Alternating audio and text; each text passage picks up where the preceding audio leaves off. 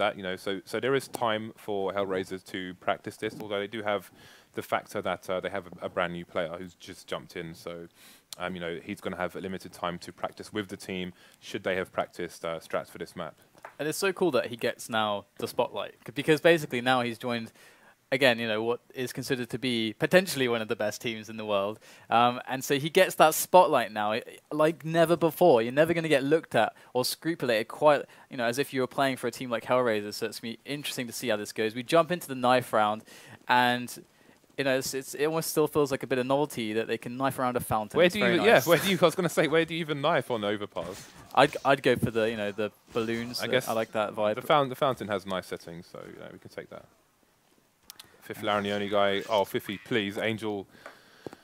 It's gonna take it, and they're gonna go straight for the CT. Definitely is. Again, this is something else that we've yet to figure out, because depending on how teams develop strategy on this map, it's very, and also how the metagame also develops in kind, it's pretty up in the air as to whether, you know, how CT or T-sided it's going to be. Yeah. Of course, this map has some really interesting dynamics about it. Of course, the sites are seemingly very close, which is really a very cool dynamic.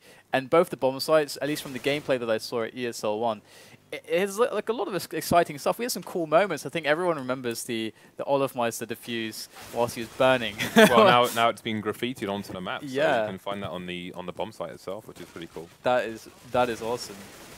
I love that. That's so cool that Valve actually just paid that much attention. It's only a team of 5 developers, you know, working on this game. Yeah, that's pretty crazy. That. Yeah, it's insane. Obviously, they will expand the team for things like, you know, skins and so on that they release. Yeah. But I mean, it's a core team of 5 programmers, and that's bananas.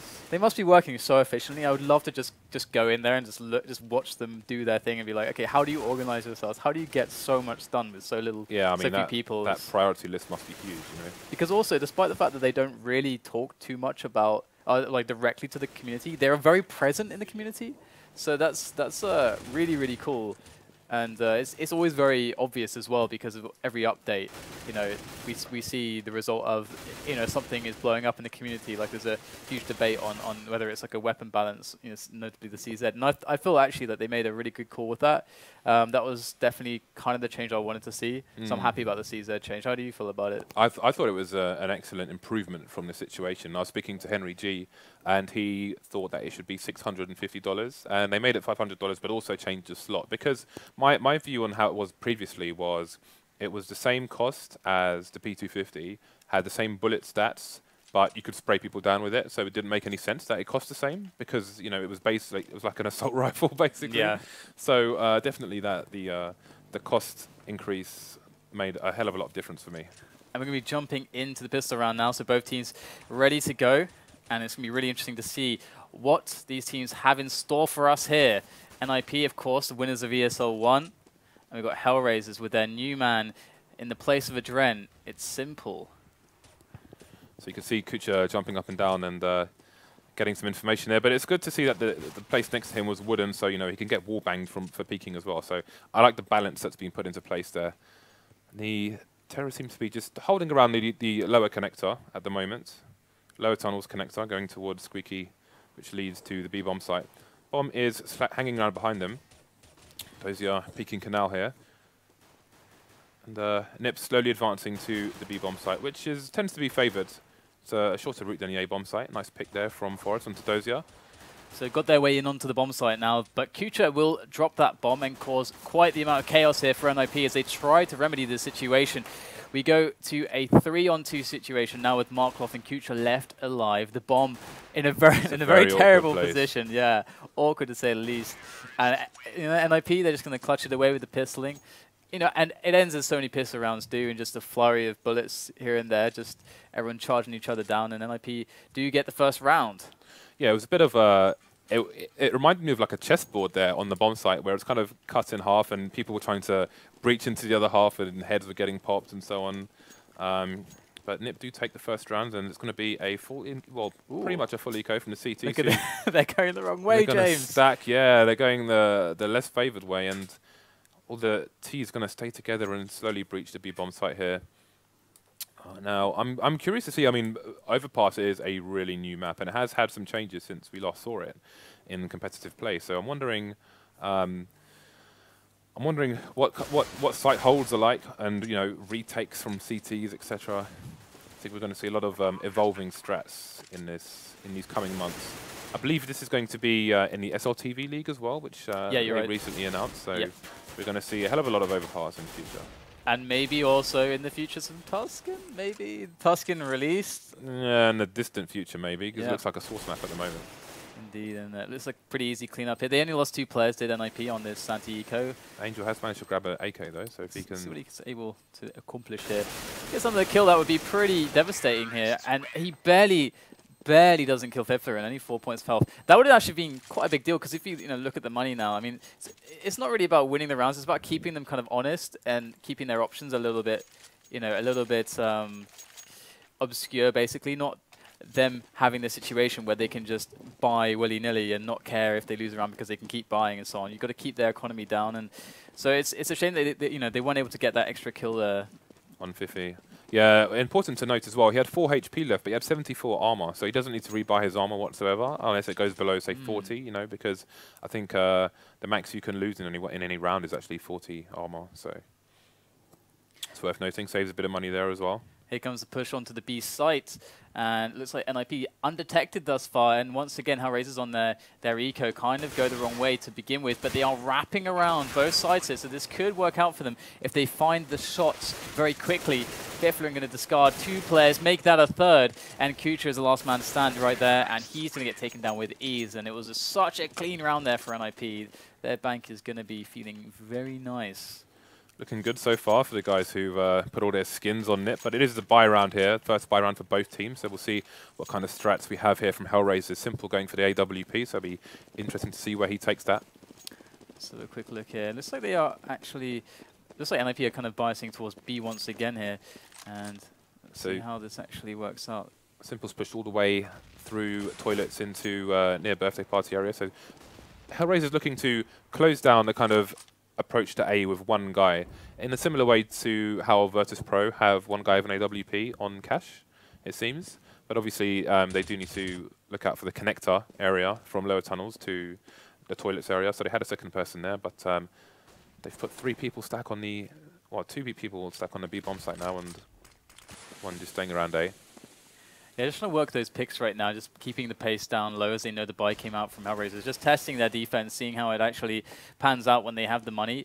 And of course, GetRight getting that early pick towards B was really, really helpful. And they're trying to let, it seems like they're letting them stew a little bit. Look at this, Friberg going for the spray through the little board there, the wooden plank. And Markelov trying to hold down the tunnel, but he's not going to manage to do it. Forrest going to charge on through with the frag. And there's 3 players left. There goes Simple, going to take his first kill here on FaceitTV on Fifflaren with that AWP. And in goes Kucher around the back. Only able to get 1 frag though, but we're in a 2-on-2. Bomb does go down. So let's see if Simple can actually make a difference here with that AWP. It's going to be pretty hard to move in. Xizt defending very efficiently there from the back as Angel goes down, and Simple's surely going to be looking to save this AWP. We can see him there trying to chase down. Is that Xizt indeed? He's trying to stay alive. And NiP, if they are able to find a frag on him here, or if he just goes down, this is going to be horrible for HellRaisers to lose that AWP. He's going to go for the shots, not quite going to make it happen, and it looks like HellRaisers reset once again, and NiP playing the slow game seemed to work out well. Yeah, there was an awkward situation there for Simple because he wasn't able to defuse the bomb. He was trying to go to try and get some kind of exit frags from the T's, but didn't leave himself enough time to escape the bomb site himself. So he had kind of no choice but to go for the defuse, and the smoke didn't cover the bomb. So it was a really unfortunate set of moments there for Simple. They do find themselves on Nico again. It was interesting how long it took NiP to breach that site, and I do wonder what kind of strats, like, is this going to become like an Inferno style map where the CTs are able to kind of cut off the bomb sites for as long as possible, and then we have the set plays from the Ts? Because I think it might be. Yeah.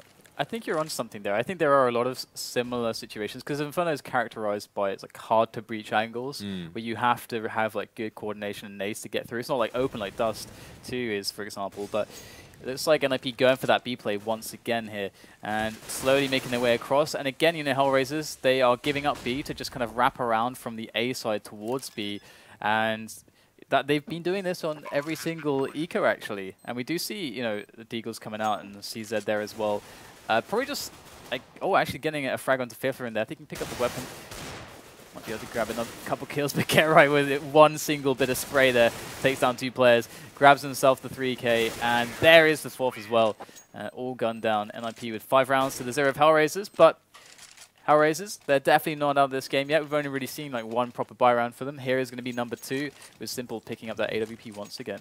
One thing that's different in comparison of the B bomb site, on Inferno is that there are basically 2 entrances on this site compared to 1, pretty much on Inferno. So the CTs are more stretched, whereas on Inferno they can counter flash and double peek and get trade kills. It's harder here because they have to kind of cover both areas, and it stretches them out a bit more. But then that depends on where they place all 5. We've seen HellRaisers, they put Simple towards the area where Angel's facing now and had a secondary person covering the connector. So it could be that you put 3 people towards the B-bomb site. Yeah, Angel actually, you know, pushed very far up there. I can understand why he wants to go there because he's got a really nice choke point, but beat by himself. Oh, Simple popping off Get Right's head there. That's a nice frag to get, and it's not going to be quite so easy to get in those sites now, it seems, as we're going to have NiP making the movement up towards A now.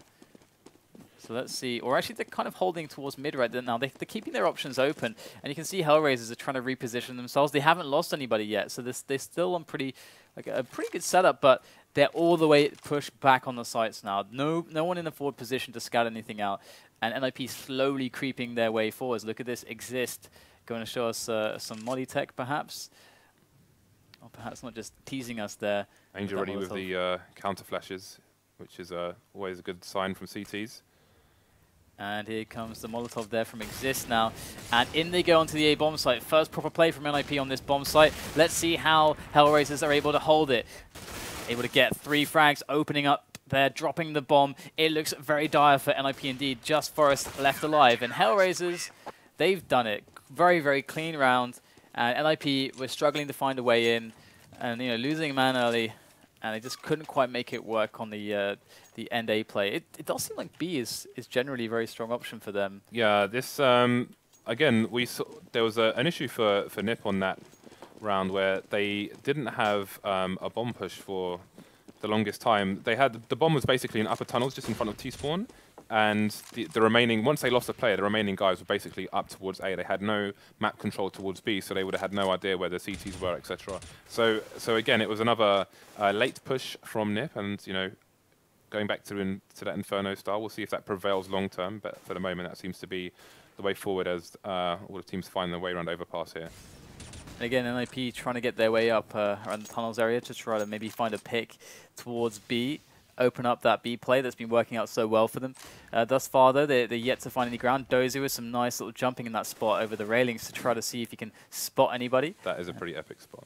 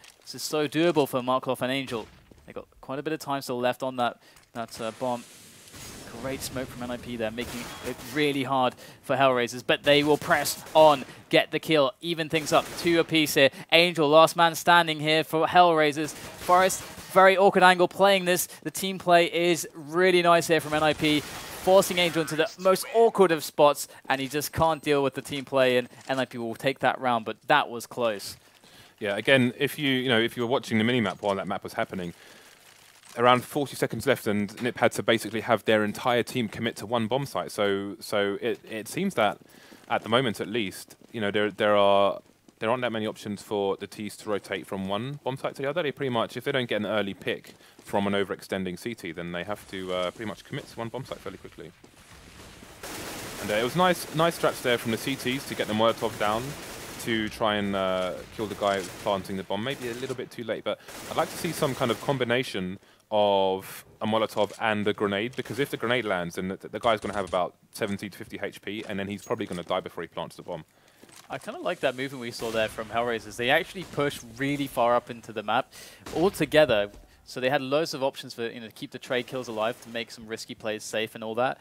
And after a while, it was a little bit too hard to actually get a kill. They didn't want to overcommit, and they pulled all the way back. But we can see how NiP slowed down now. They really have to work their way through the map very slowly, because HellRaisers had so much map control. But they're back in their usual positions, it seems like. Nice bit of spray from Get right there. A lot of damage done.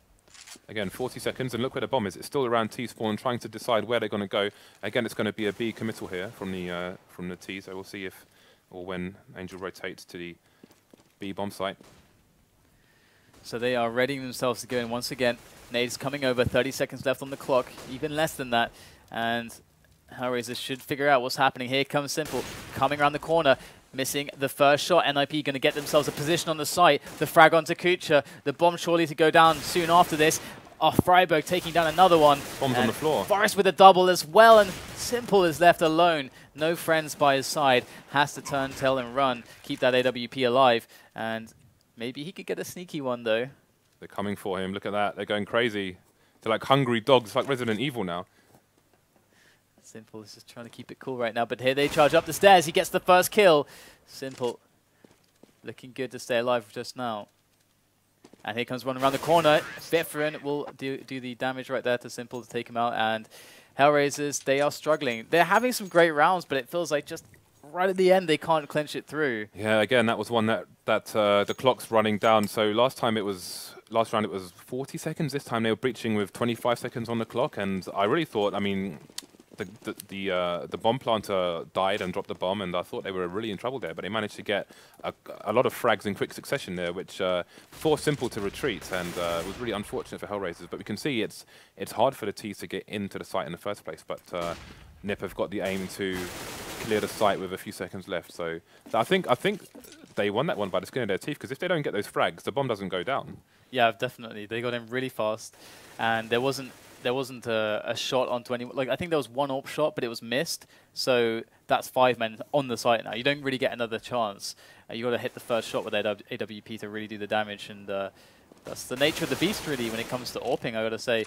But HellRaisers this round, they actually adjusted. They only got a kill out of it, but they adjusted. They actually put a lot more players towards B. Usually on their eco rounds, we saw them, wrapping all the way from the A side around the map towards B. But this time, well, every time then, NiP had gone to B. So this time they were like, okay, we're going to go to B, guys. And still they can't quite find the action that they want. So it is a buy time for them now, though. Again, we've got Simple with the AWP. Second highest fragger on HellRaisers at the moment. Dosia have only 1 kill, which is unlike him. Again, this is a new map, new tactics, new territory, both teams. Oh, Forrest! Going to get himself one and get right the other. And those timing plays from HellRaisers, quite unlucky for them, didn't yield anything. And now it's a 3-on-5 with 1 minute and 15 seconds left in the round. So this spells massive problems here for HellRaisers. Struggling to get one more round on the board. And ooh, Markelov just going to spy himself some ninjas over the wall. And I think he shot Forrest in the head down to about 20 HP. Currently on 2 HP. Yeah, sorry, not Forrest, it's Friberg. Flipping the switch now, getting that aggression going onto the B bomb site. Markelov to defend against Get Right, but there's still 4 players, 4 ninjas left standing. Even with 2 HP, Friberg is still a very dangerous man, especially with an AK. Only 1 shot required to the head, as you see there, and it is a 1 versus 3 Angel. Does he save the AWP? I think it makes sense here. You definitely should try to save that if you can. They are racking up a lot of money because of the consecutive round bonus, but still, you really want to keep the AWPs alive if you can. Yeah, he had no armor either, I just noticed. So we can see the crippling damage that's been done. And of course, I remind you guys as well that we're operating on the home and away system here, that I guess FACEIT is the first tournament organizer to do that in CSGO. And this system allows the away team to do 2 vetoes, and then the home team gets to pick from the remaining maps in the pool. So HellRaisers specifically left Overpass in this map because they fought against NiP. There are 2 other more dangerous maps. But here we're seeing that NiP, they are pretty dangerous in their own right on Overpass, and HellRaisers definitely do respect that. But you know, not much luck on these eco rounds. You know, typically we see a lot more eco rounds won in CS:GO, but right now for HellRaisers it's just not clicking.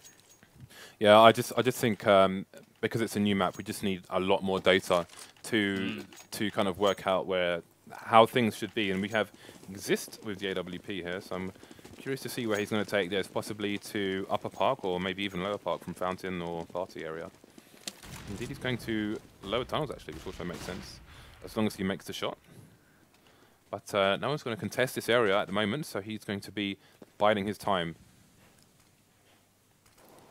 It looks like GetRight's going to be the man who's going to be poking towards sewers. I wonder if there's any... Oh, that's a nice pick on Dosia, and Dosia not doing well. He's 1 and 11 at the moment. Don't look at it, James. don't look at it. It's too ugly. Too ugly. And we do get a trade coming in, though. The AKs are just putting in work at the moment for NiP. Just all headshots. Shoxy would be proud. All right, so... We're going to see HellRaisers left with 3 against 4. They've looked at worse odds in some of the rounds previous to this, so let's see what they're able to accomplish in this one. We have NiP, who soon will be executing the final bomb push. They're trying to get information here with this little jump spot. There's also spotting with these railings all over the map, it seems, and also some more bangable positions to take advantage of. You see Friberg's looking for great connection there, though. Simple onto Fifflaren. Did you see what Markelov did with that piece of wood where Friberg was just peeking? He threw a grenade over it to blow off Squeaky and then timed it so as soon as Squeaky blew off, he fired an AWP shot. And it was bang on as well, which you can see from the X-ray, etc. So if someone would have been there, that would have been amazing. So you can see that HellRaisers have been putting work in this map. And it's Battle of the Orcs and the Forest wins it. And it's 11-1 to NiP now.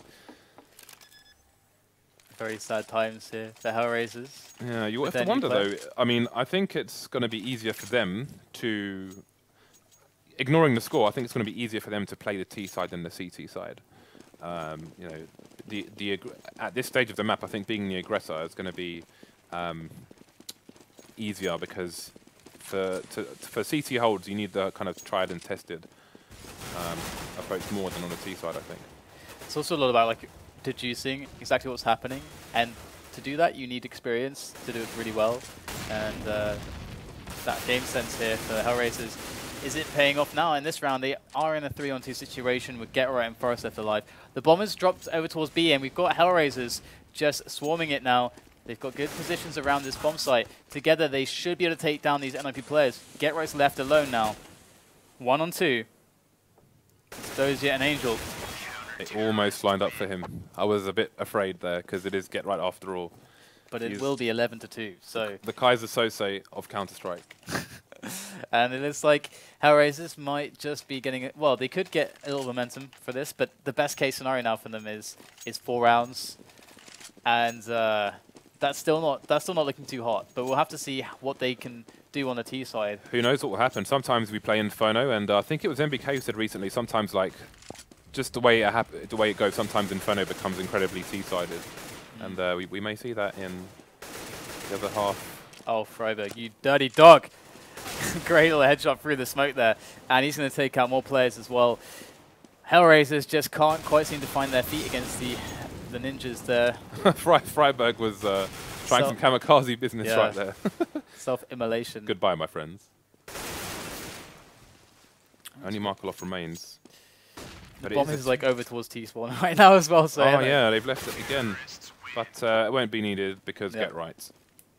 That always says to me that, you know, when that happens, like that round, that the team's just feeling so good that they just all are in the moment and like, I just got to pick. I'm going to go for it. Like all the team kind of separate from the cohesion that, you know, pulls together a really good coordinated push on a site or something, and they're just like, I'm just going to go for those frags.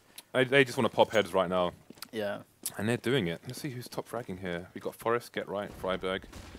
On double figures here for NiP, and the other two. The other two. Nice one, James. Not terribly far behind. I was trying to think of like a nice anecdote, but there wasn't one. So never mind. Then the other two. So let's see, kucher with the FAMAS here for the HellRaisers. And NiP are playing very, very passive this round. You've got Get Right being Get Right, and he's still basically in T-spawn. Man, I love the graffiti on this map. I wish what I would love is if Valve would let me like submit some artwork to be put as graffiti on one of the walls in this map. Do you think that they would do that for me? I don't think. They'd probably expect you to write "follow DDK" or something on the graffiti. I wouldn't do that. I'd make an awesome picture or something. I haven't thought yet what it would be. Okay, I could guess, but I promise not to go there again after stream a few weeks ago. So if you watched, then you know what I'm talking about. 13-2, NiP crushing result there on the T side. Let's see what HellRaisers is going to be able to pull out the bag. Can't just be a rabbit, James. Needs to be 1,000 rabbits. So NiP have 13 rounds, and I do wonder how many times. I don't think once they made it onto the A bomb site. NiP? No, yeah. they tried once and they got completely shut down. Every time they went for B, though, it more or less succeeded. Sometimes it was a bit sketchy, but either way, we're going to this pistol round. We have a big play coming in onto B. Looks to be like it's quite a fast, a contact play. They're just going to go when they get spotted. They're just hit the rush, and they're going to run through the flames a little bit as well. They're getting gunned down as they run forth onto the B bomb site, and here they go. Two left, Markelov and Simple. Xizt, the only one to die for NiP so far, and they just cannot get themselves on the side. Look at these positions from NiP. They read this so well. Simple with a great little headshot there onto Friberg, but he's going to get gunned down by the auto. Gets a spud gun to the face. Hidden spud gun. Dude, NiP, they read it. They just read it. Yeah, well, I think you can see the power of the Molotovs on the B bomb site because you're passing through to Canal. You have to go through that tube, and it's not like B on Dust 2 where you can kind of jump at least through. You can jump into kind of half the fire or jump out of half the fire. You have to just run through all the fire. And it spreads I don't know, laterally along the tunnel, right, as well, because exactly. it can't go out widthways, so it. I can't speak. Again, if you combine it, but if you see how grenades work in this game and how, if you're running into Dust 2 B and you get hit by a grenade, it basically blocks you like it's a wall almost. If you combine a grenade, like a late grenade, with a Molotov there, and your whole team is running through, then they're all going to die from the fire because you're all going to block each other like it's the M25 or something. Yep. And it is a pretty interesting dynamic. We saw a lot of awesome action there on ESL1. I remember that. It almost felt like a very kind of... when I think of this map, I think of that. But we're seeing actually that HellRaisers is able to steal away 2 M4s right now from Fifflaren and Forest. Rotating back for the bomb, which has been left in T-spawn. So 45 seconds left for them. And really, the entire map is their playground. It looks like they're going to go for the B side. It's a bit closer, and the time is an issue. With 40 seconds left, I mean, they have no choice now but to go for the B bomb site. But Markelov's still going to, I guess he's going to go through connector.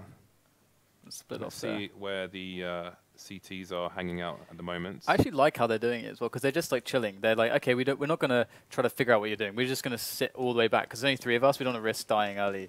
You have the faster rotation as well compared to other maps.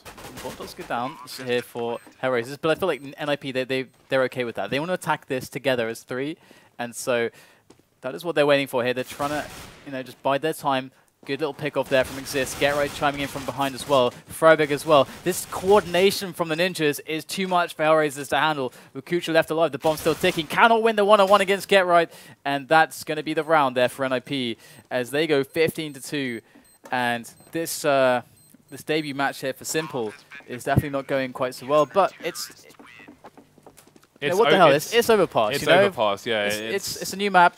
Anything can happen. Yeah, we can't really take that much away from HellRaisers on this particular map because it's a brand new map and there's a lot to learn. There's a lot to discover. So there's a lot of data that has to be gleaned here. So you can't kind of judge the performance of the general team or new players or anything like that from this map. We just need to look at how Overpass is played at the moment and what we can learn from these 2 guys playing on it. So, but it is nice to see that both teams have practiced the map, as you saw from NiP's nades and Markelov's nade into Squeaky and then follow up AWP. So I'm liking the strats that we're seeing here, and hopefully we can steal some for using on FACEIT Pugs later. I think there's a community night tomorrow in Europe, isn't there? Yeah, there is, at 19 CEST, and they will talk a bit more in detail and right after this game about this, because there's some interesting stuff with that. But we do actually have the chance alive here for HellRaisers to try to mount the most miraculous of comebacks. They have the AWP on Markelov and Angel with the AK. Right now they're very separated, which is definitely going to make life very difficult, but they don't have many options really. In a 2-on-4 here, looks like they're going to commit towards this A bomb site. They've smoked off bank and stairs, very, very nice. And they get the frags. It's so hard as the T's here to like understand exactly what angles are most likely in this new map, and Markelov gets taken out there by Friberg. And NiP, they've been having a really good game, and there you go, guys. 16-2 final score. NiP gonna pretty easily handle. I mean, I'd say that was handled. They handled HellRaisers there. Those two positions on the A bomb site, is that the new Heaton and Potty? You know. You know what? I almost said that earlier on. It's like Heaton Potty. I'm not gonna call it just yet. Who knows? We'll have to wait a few months to find out. Definitely. So yeah, before we go to a quick break, guys, a quick reminder: we do have NiP playing again against LDLC, which is, of course, the lineup that people are probably the most excited about of the three new French teams. But James pointed out the community nights. You don't want to miss it. Tomorrow, the community night is starting at 19 CEST on the European platform. We have one for North America as well at 18 CDT. So check those out. You can top 10 players win prizes. The way it works is you have like a huge, basically it's like a very concentrated stretch of time. You've got to nerd out for like 6 hours at once, and the top 10 from that actually win prizes. Who get the top 10 rather, who accumulate the points in that time get prizes. And yeah. The points will contribute to winning VIP tickets to the LAN finals, where you get flights and hotel. You'll be staying in the same hotel as the players, so you know if you in Milan. In Milan, yeah, we should add as well. So check out league.faceit.com, and you can find out more information about that. And you know, you can get on the platform, play 128 tick, you know, slower doors in 64 tick, which is win my favorite skins part. and Logitech gear as well. Yep, you can win all of that stuff on there. So check that stuff out. Definitely worth it. All right, guys, we'll go to a quick break. Again, remember, NiP and LDLC coming up next. You don't want to miss it. We'll see